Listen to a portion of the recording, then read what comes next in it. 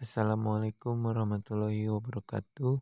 Perkenalkan, nama saya Ares Andika Putra, NIM 230670008 dari Prodi Pendidikan Teknik Mesin. Baiklah, saya akan mempresentasikan peta konsep dan resume tentang materi pertemuan 4 dan pertemuan 5.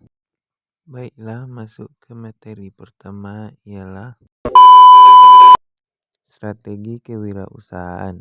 Strategi kewirausahaan terbagi atas 5 bagian, yaitu definisi kewirausahaan, 1.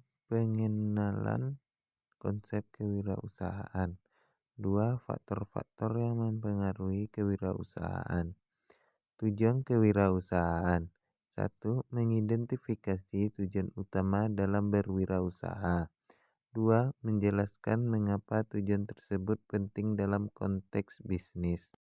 Pengembangan ide bisnis. 1. Proses menciptakan ide bisnis yang inovatif. 2. Sumber-sumber inspirasi untuk ide bisnis. 3. Metode validasi ide bisnis. Selanjutnya, aliansi pasar. 1. Identifikasi pasar target. 2. Analisis pesaing. 3. Memahami kebutuhan dan keinginan pasar. Selanjutnya, strategi pemasaran. 1. Penentuan strategi pemasaran yang efektif. 2. Penggunaan media sosial, iklan, dan promosi lainnya. 3. Segmentasi pasar dan penentuan. Selanjutnya, materi pertemuan 5. Etika bisnis dalam wirausaha. Terbagi atas 6 bagian, yaitu definisi etika bisnis, pengenalan konsep etika bisnis, pengertian etika bisnis dalam konteks wirausaha. Selanjutnya, prinsip-prinsip etika bisnis, keadilan dalam kejujuran, tanggung jawab sosial, kepatuhan terhadap hukum dan regulasi. Selanjutnya, kepatuhan hukum. 1. Memahami regulasi bisnis yang berlaku. 2. Menghindari praktik-praktik ilegal. Selanjutnya, keadilan dalam bisnis. Perilaku adil terhadap karyawan, pelanggan, dan pemasok. 2. Menghindari diskriminasi dan penyalahgunaan kekuasaan.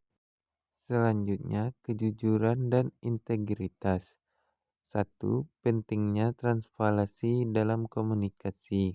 2. Menghindari penipuan dan manipulasi. Selanjutnya, hubungan dengan pemasok. 1. Menghindari praktik bisnis yang merugikan pemasok. 2. Mendorong hubungan yang berkelanjutan dan saling menguntungkan. Selanjutnya, resume podcast kaki 5 episode 4.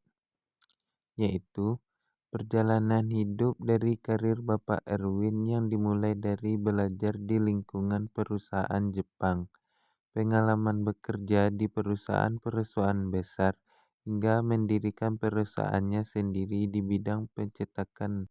Pandangan Bapak Erwin tentang pentingnya membangun impian, fokus, dan kegigihan dalam mencapai kesuksesan.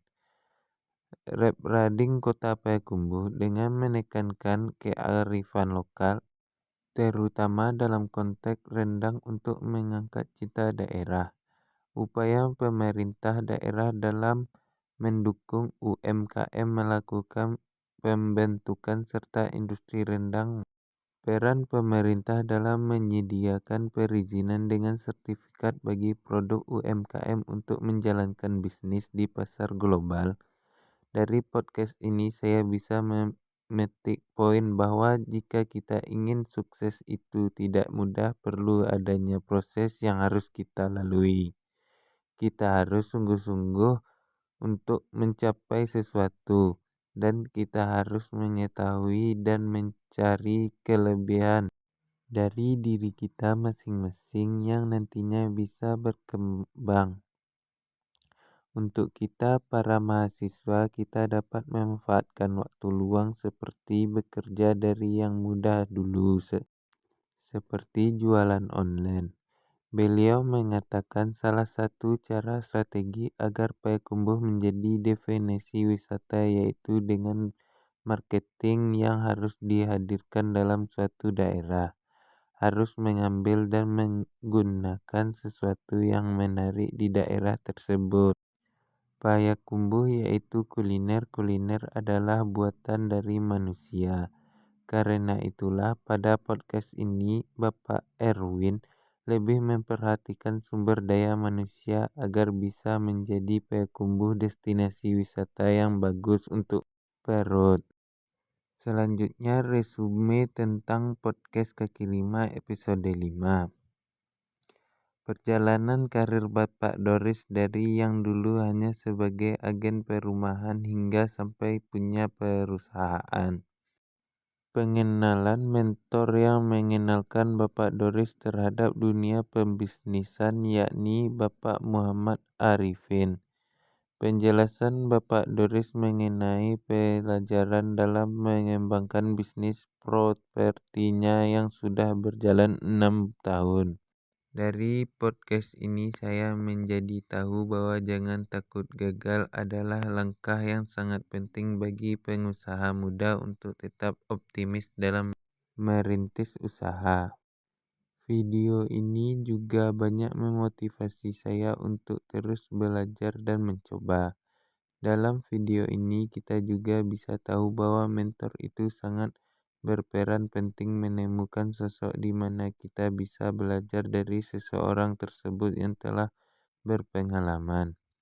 Ada beberapa tips yang bermanfaat bagi calon pengusaha muda yaitu dengan membaca buku tentang kewirausahaan dan juga menjadi mentor yang baik.